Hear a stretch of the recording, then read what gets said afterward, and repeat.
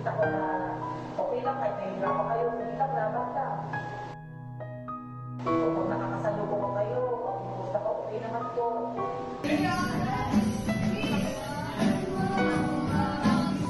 Nasa nakikita ko kayo, matanggap kayo ng medalya sa ano, yung mga certificate nyo. Lagi yung iisipin na nandun ako sa side ng kasayahan. Okay? Naiintindihan niyo po? At kahit hindi kayo naka-achiever, hindi kayo nag-honor, huwag kayong mawawalan ng pag-asa. Lagi ko sinasabi, yung mga pagsisikap ko sa pag-aaral will always pay off. Naiintindihan?